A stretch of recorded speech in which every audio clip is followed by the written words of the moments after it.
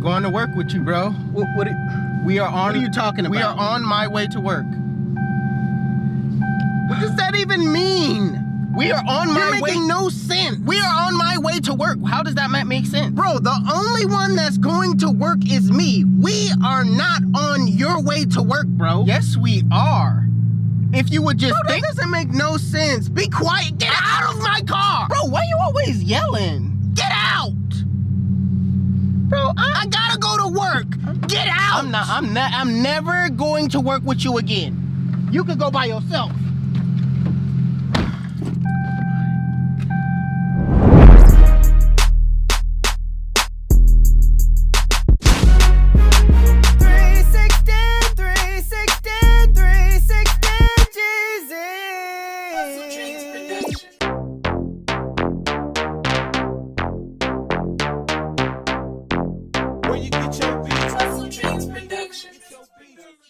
Alright, you guys, so before you actually start cutting, what you want to do is comb the hair out.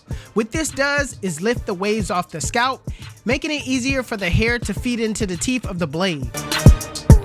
So my client wanted a 2 on top, so I went and grabbed my 2 guard with the lever closed. Using my instinct clippers, I'm going with the grain of his pattern. Now, I'm staying kind of a good distance away from his edges because he told me his edges was a little light. So I told him that I would go with a guard size higher. That way, you know what I mean? You could keep the edges as full as possible. So right now, I'm just going with the grain.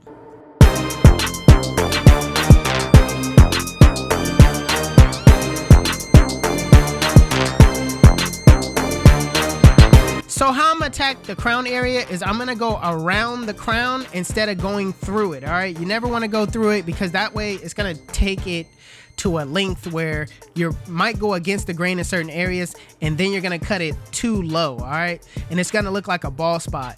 Now, when it comes to wavers, that area already kind of looks like a bald spot, but it's really the crown area. So what you want to do is kind of go clockwise to really close that area up, because all a crown is a swirl going clockwise.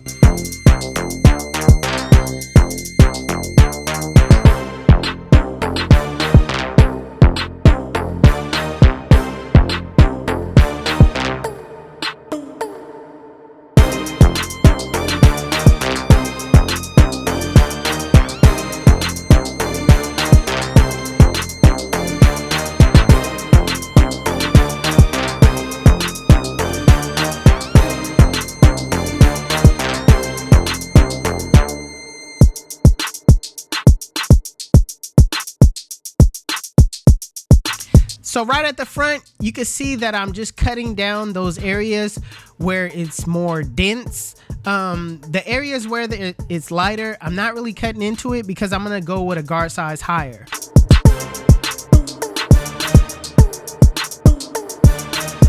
So right now I'm gonna grab my 3 guard and just go right through it. It's not gonna cut that much off. So to make it look a little bit more laid than it is, I'm gonna freehand it with the lever fully closed.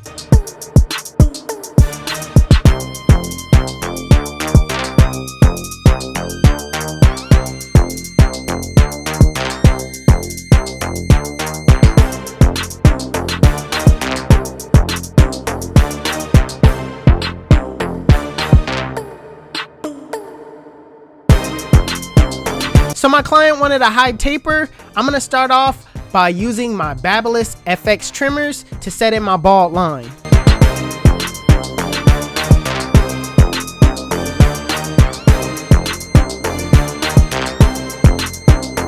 So because my client's vertical bar isn't that long to begin with, I'm not gonna add any curves or try to make a bend to the blend because that will make the whole taper on the side look weird. So because he doesn't have a long vertical bar, that means I'm not gonna take his taper that high. So what I'm gonna do is give him a high-low taper, which means I'm gonna set the guidelines very tight, all right? I'm barely going up a half an inch, all right? Not even a half an inch am I going up. I'm just going up very slightly. That way he could also build some of those waves that's coming in.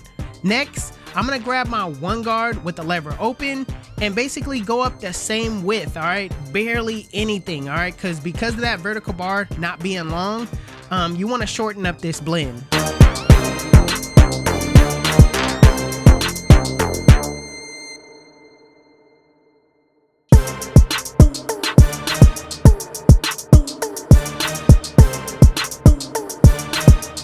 So using the same guard, I'm gonna go with the grain and knock some of that bulk at the top. Because I went with a 2 guard on everything, it's gonna take off a little bit in that area. Closing the lever on that 1 guard, I'm gonna work on softening up that middle line that I created with the 1 guard open. All right, so it's really tight. Really what you're doing is detailing, so you're not gonna really be able to see that middle line too good, so just know that it's there. With the lever closed, using my 0 guard in a flick out motion, I'm flicking out that middle line.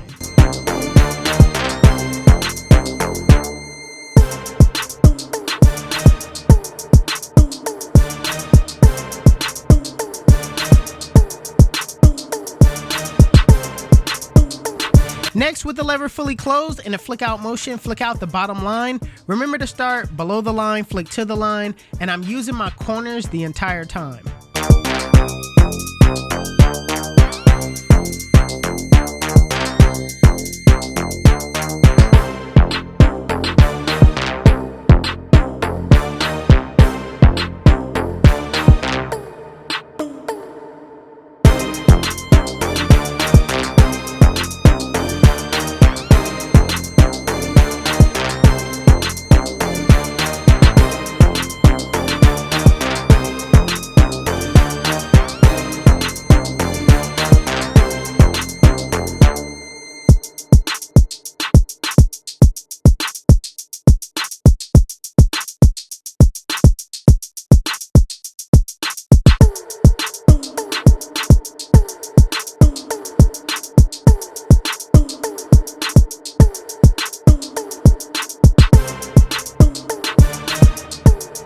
Lastly, detailing is extremely important when you're working on your blend.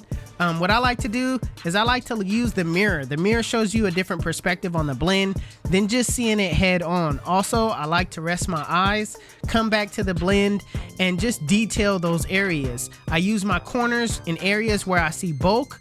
I do the same thing with the guards, slap a guard on, just kind of corner work those areas where I see bulk as well, especially in those higher bulk areas.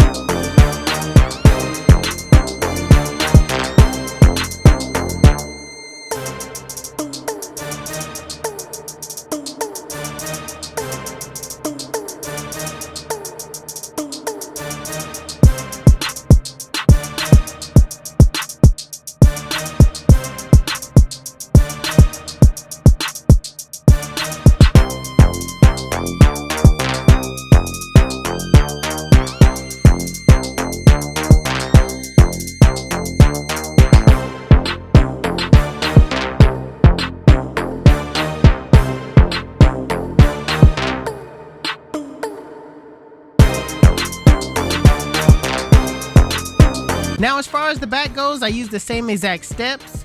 I got my Babyliss FX trimmers setting in my bald line. The difference between the side and the back is that you could go up the width that you want.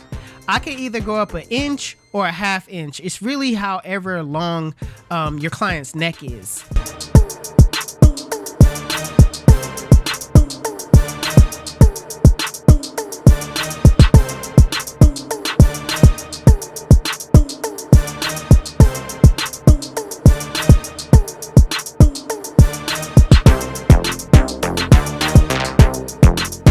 Now going back with my instincts, with the lever fully open, I'm going up about 1 inch, making sure I keep that same width.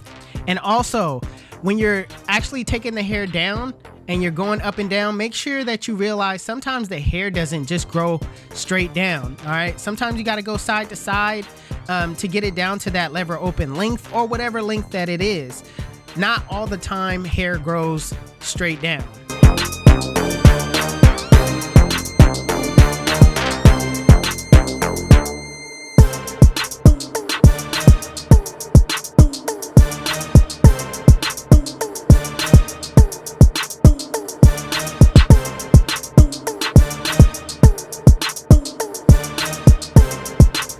Now with the one guard open, I'm going up about a full inch. Same thing, going side to side, because his hair grows weird. Like, you see how I go side to side like this and taking it down and it's actually coming off? That tells you that the hair is growing sideways, all right? So make sure you really pay attention to how the hair grows.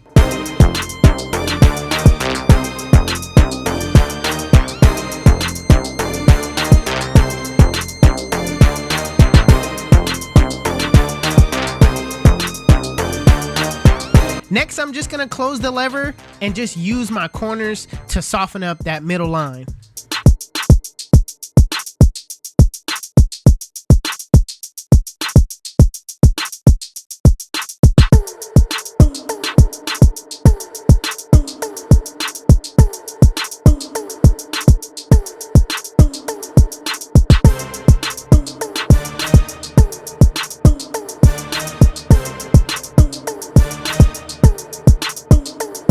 Now that we got the middle line softened up, it's easier to take it out with the zero guard closed, all right? I'm using my corners the entire time.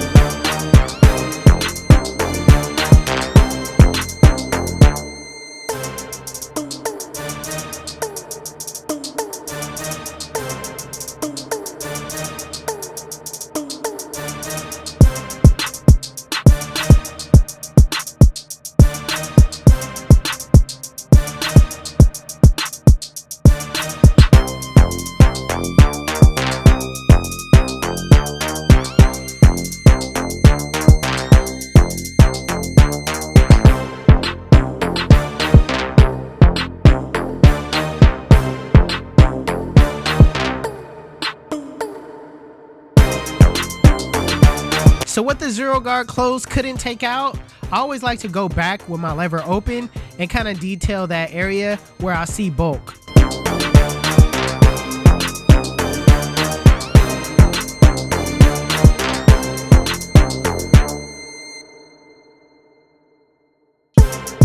With the lever fully closed and a flick out motion, flick out that bottom line. Now start below the line, flick to the line, and adjust your lever as you go up. Also, I'm going to be detailing throughout this process of knocking out that bottom line. Because it was such an easy task for me to do, I'm going to go right into just detailing.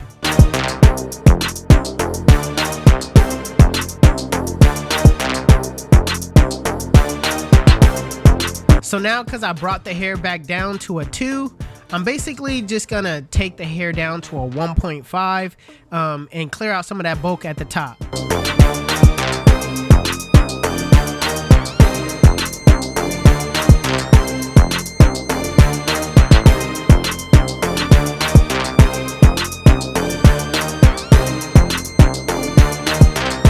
Alright you guys, so when it comes to lining up your client, what you want to do is start in the middle first. The reason why you want to start in the middle first is because that gives you a good idea on how straight you want that lineup. Alright, so if you start from one end to the next, the chances of your line being crooked is way more greater than for you to just start in the middle. What you're doing is you're starting in the middle, and now you can gauge how far you could go from the left to the right and what you need to do to make adjustments.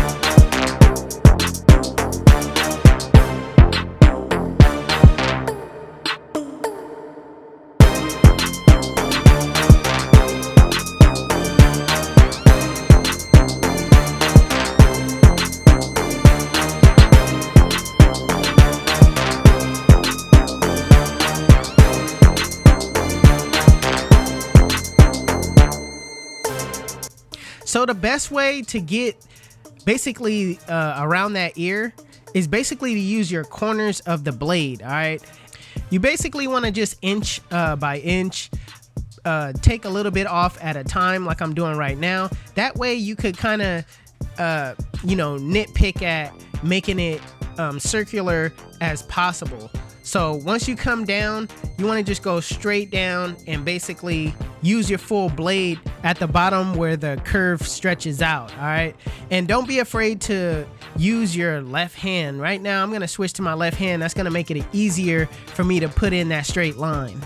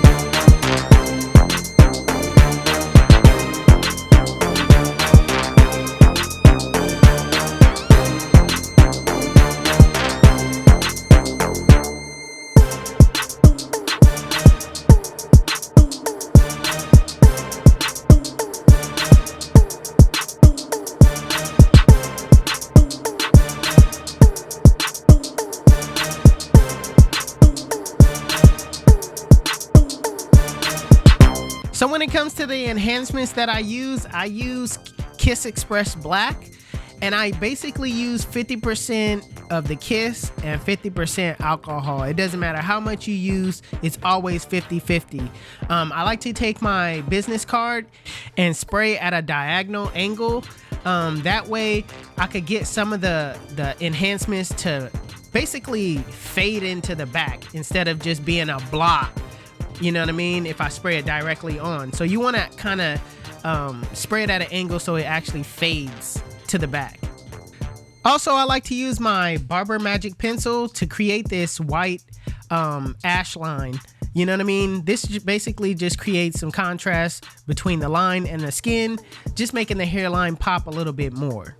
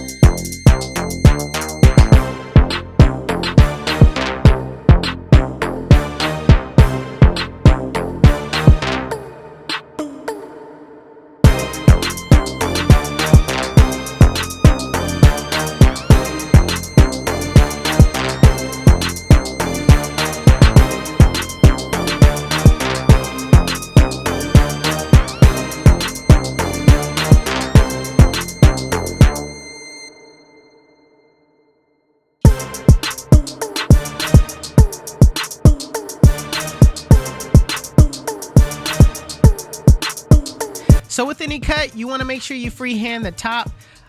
Basically, I just got my lever fully closed, and I'm just putting that back edge of the blade on my client's hair, and I'm just resting it, making sure that I get all the little straggly hairs that's on top. It's basically just like a balancing act, really. Just all you got to do though is make sure that back blade is pressed on the scalp. That way, the front won't dip in, because if it does dip in, that's when you're gonna go into the hair and create a bald spot. So you want to make sure that that back heel is pressed on the scalp.